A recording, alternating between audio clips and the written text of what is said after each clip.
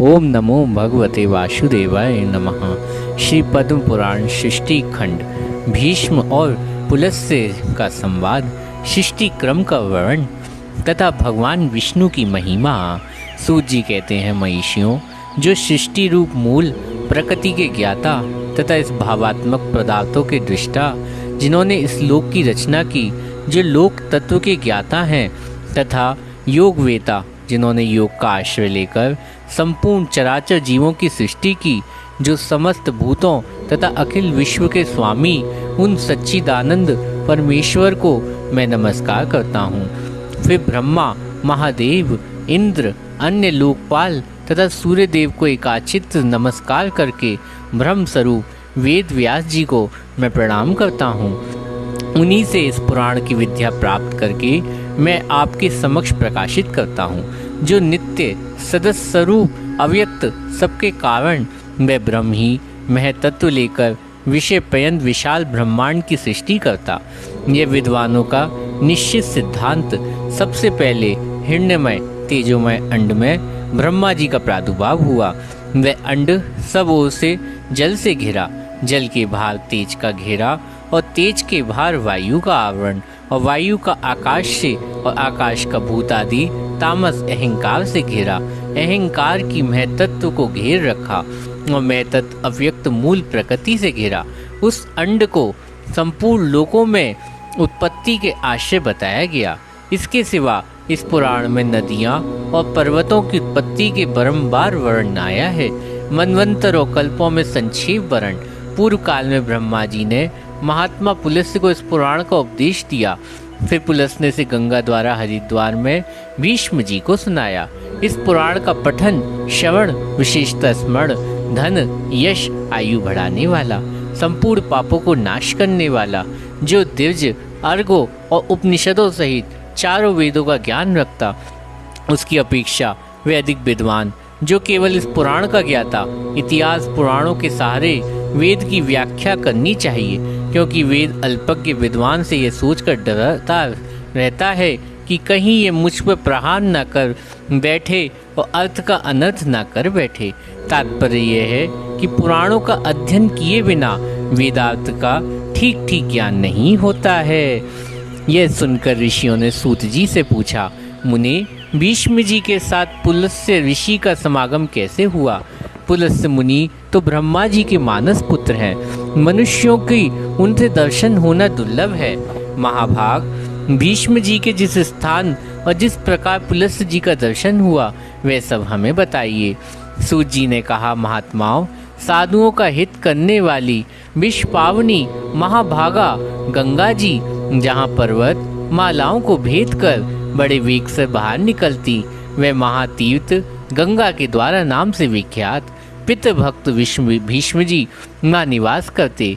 वे ज्ञान उपदेश सुनने की इच्छा से बहुत दिनों से महापुरुषों का नियम पालन करते हुए सुधा तर्पण द्वारा देवताओं पितरों की तृप्ति अपने शरीर का शोषण करते हुए भीष्म जी के ऊपर ब्रह्मा बहुत प्रसन्न हुए।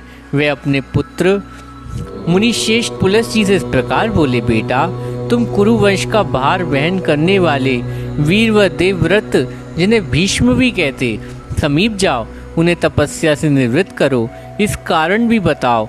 और महाभाग भीष्म अपनी पितृ भक्ति के कारण भगवान का ध्यान करते करते हुए गंगा द्वार में निवास करते। उनके मन में जो जो कामना, उसे शीघ्र पूर्ण करो, विलम्ब नहीं होना चाहिए। पितामह का वचन सुनकर मुनि व पुलस्त्य जी गंगा द्वार में आए और भीष्म जी से इस प्रकार बोले, वीर, तुम्हारा कल्याण हो। तुम्हारे मन में जो इच्छा हो उसके अनुसार कोई वर मांगो।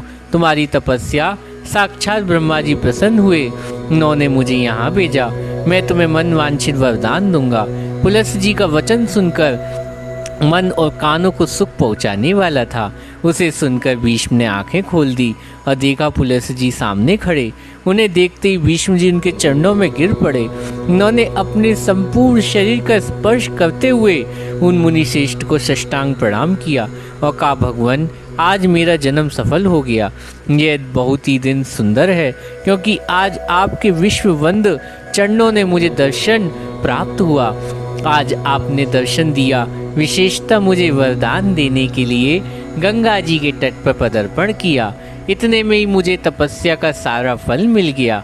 यह कुश की चटाई, इसे मैंने अपने हाथों से बनाया और जहाँ तक हो सका इस बात का भी प्रयत्न किया कि ये बैठने के लिए आराम देने वाला हो। अतः आप इस पर विराजमान होएं और आप इस पर विराजमान हो। ये पालाश के दोनों अर्घ प्रस्तुत किया। इससे दूब, चावल, कुल, कुश, सरसों, दही, शहद, जौ और दूध भी मिले हुए।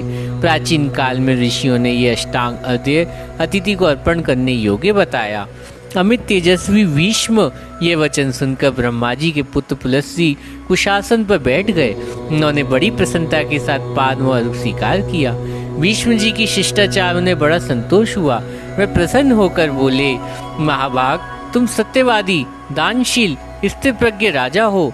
तुम्हारे अंदर लज्जा, मैत्री, क्षमा आदि सद्गुण शोभा पा रहे। तुम अपने पराक्रम से शत्रु का दमन करने में समर्थ हो। साथ ही धर्मज्ञ, कृतज्ञ, दयालु, मधुभाषी, सम्मान के योग्य पुरुषों को सम्मान देने वाले, विद्वान, ब्राह्मण, भक्त तथा साधुओं पर स्नेह रखने वाले हो।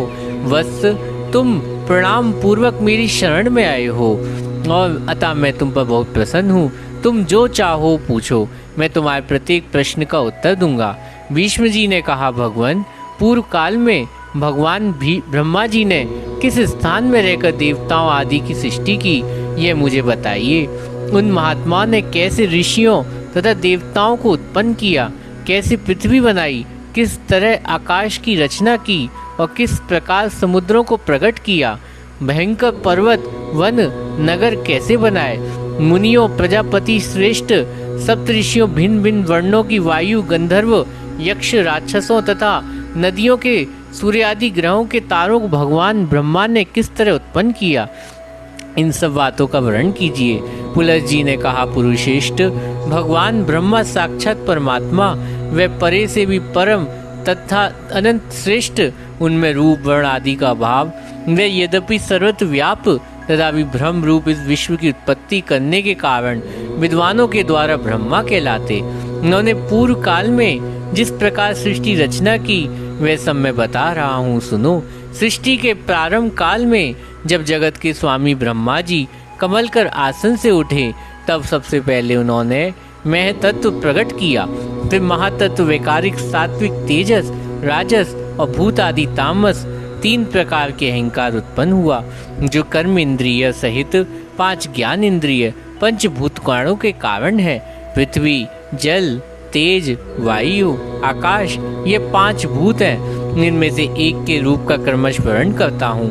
भूतादि नामक तामस अहंकार विकृत होकर शब्द तान मात्र से उत्पन्न किया, उससे शब्द गुण वाले आकाश प्रादुर्भाव हुआ। भूतादि तामस अहंकार ने शब्द तन मात्रा आकाश सब ओर से आच्छादित किया।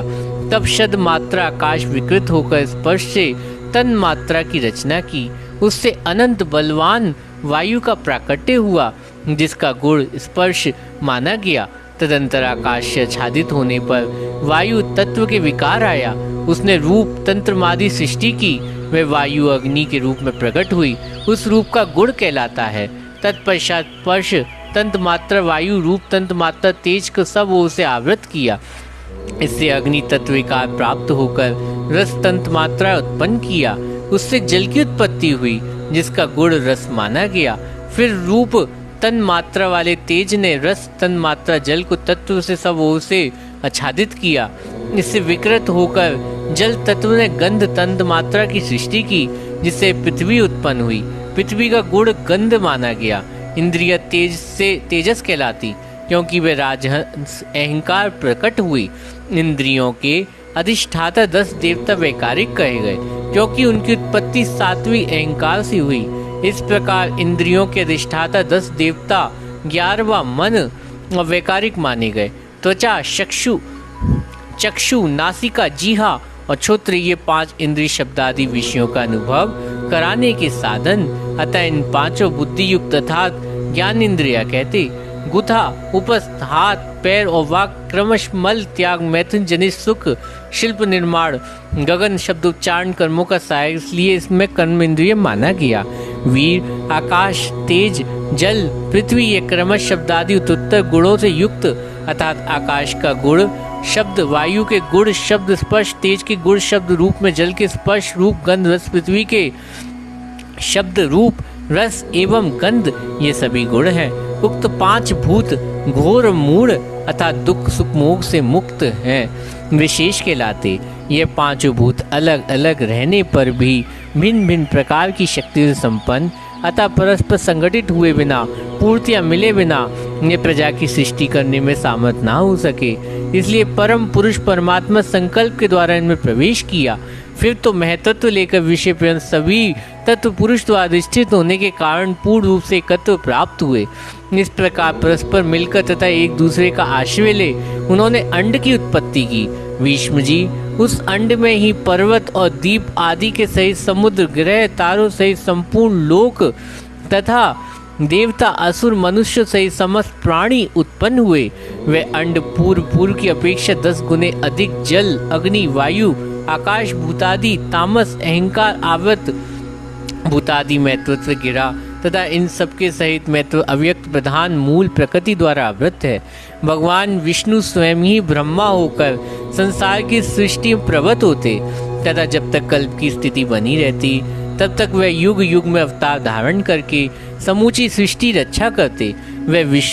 वह विष्णु सत्व गुण धारण करके रहते, उन्हें पराक्रम की कोई सीमा नहीं।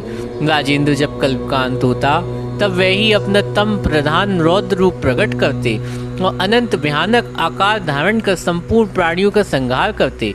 इस प्रकार सब भूतों का नाश करके संसार को एकावर्ण जल में निमग्न कर वह स्वरूपधारी भगवान स्वयं शेषनाग की शैया शयन करते। फिर जागने पर ब्रह्मा का रूप धारण करके वे नए सिरे से संसार की सृष्टि करने लगते। इसी तरह एक ही भगवान जनार्दन सृष्टि पालन और संहार करके ब्रह्मा विष्णु विव और रूप धारण करते। वह प्रभु सृष्टा होकर स्वयं अपनी ही सृष्टि करते और पालक होकर पालनीय रूप से अपना पालन करते और संहारक होकर स्वयं ही संहार करते।